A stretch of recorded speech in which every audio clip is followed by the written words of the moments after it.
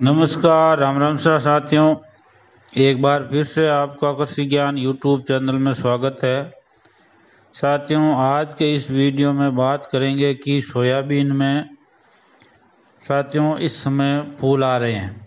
तो किसान भाइयों को सोयाबीन में फूल आते समय किसान भाइयों अभी सोयाबीन के फसल में फूल आने की अवस्था है और सोयाबीन में फूल आ रहे हैं।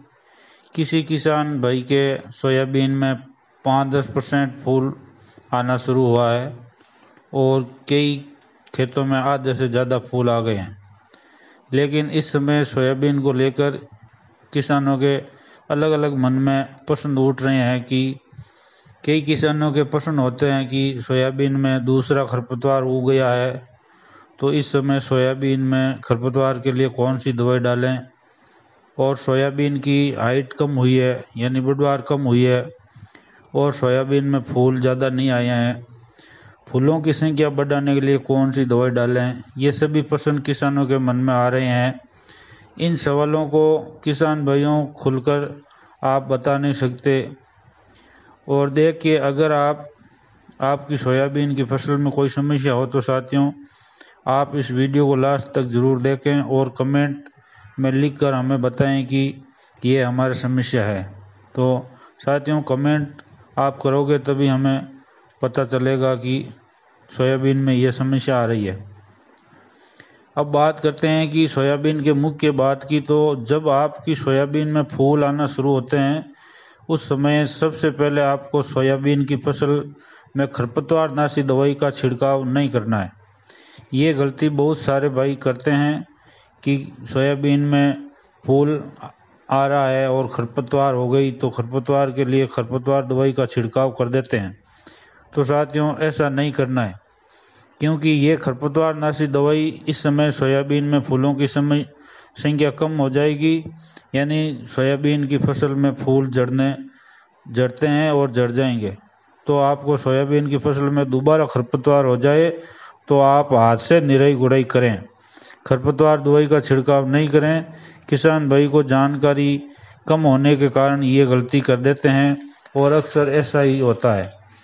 और अब साथियों दूसरी बात करते हैं कि किसान भाई यूरिया खाद का छिड़काव करते हैं, इसका यानी यूरिया का उपयोग करें। हालांकि इस समय कई किसान भाई कैल्शियम नाइट्रेट का उपयोग करते हैं, तो फूल आते समय आप कैल्शियम नाइट्रेट का उपयोग कर सकते हैं। लेकिन एक बात ध्यान रखें कि आपके क्षेत्र में बारिश आ रही है या फिर बारिश आज के दिन में बारिश हुई थी, तो आप ऐसी स्थिति में कैल्शियम नाइट्रेट का उपयोग कर सकते हैं। यानी खेत में नमी होनी चाहिए और 8-10 दिनों से बारिश नहीं है तो आपको किसी भी प्रकार की खाद नहीं डालनी है। आप अन्य खाद की सोच रहे हो, जैसे सल्फर की सोच रहे हो, तो सल्फर भी नहीं डालना है, क्योंकि खेत में गीला नहीं है। तो जो आप ये खाद डालोगे तो ये घुलेगा नहीं और ये खाद हवा में जाएगा तो नुकसान होगा। आप किसी भी प्रकार का खाद नहीं डालें, क्योंकि अगर बारिश नहीं है तो बारिश नहीं हो रही है और हम खाद डाल रहे हैं तो ये खाद कुछ काम नहीं आएगा। साथियों, खेत की अच्छी खासी नमी होनी चाहिए, तब आप कैल्शियम नाइट्रेट का उपयोग कर सकते हैं। इसके अलावा आप सल्फर का भी उपयोग कर सकते हैं।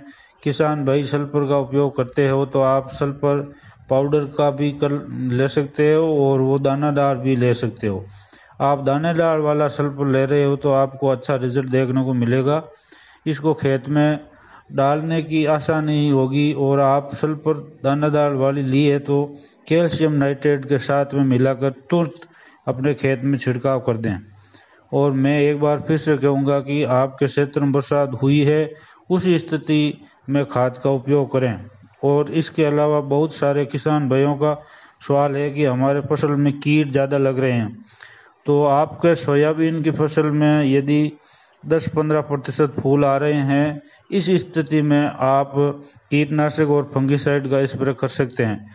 लेकिन भाइयों, अगर आपके क्षेत्र में सोयाबीन में 50 से 60% फूल आ चुके हैं तो आप इस समय थोड़ा ध्यान रखें कि ज़्यादा फूल आते हैं और ऊपर हम कीटनाशक का स्प्रे कर रहे हैं तो पौधों में गर्मी होगी।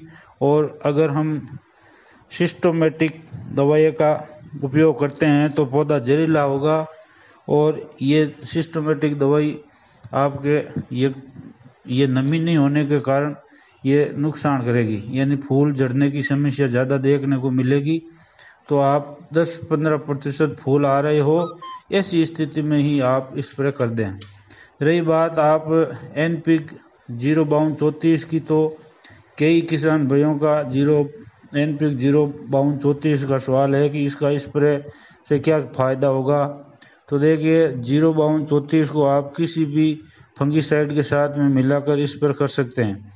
सोयाबीन में फंगस ज़्यादा लग रही हो तो आप सोयाबीन में यदि 10-15% फूल आ रहे हों, उसी स्थिति में आप कीटनाशक और फंगिसाइड का स्प्रे निकाल सकते हैं।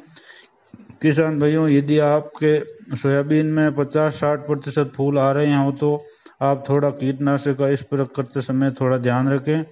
उस समय कीटनाशक का स्प्रे नहीं करें क्योंकि ज़्यादा फूल आ जाते हैं और हम ऊपर से कीटनाशक का स्प्रे करते हैं तो ऐसी स्थिति में फूल झड़ने की समस्या ज़्यादा होती है। ऐसा अक्सर देखने को मिलता रहा है। तो आप इस वीडियो को में बताई गई बातों को ध्यान में रखते हुए ऐसा करते हो तो ये आपके काम का वीडियो है साथियों।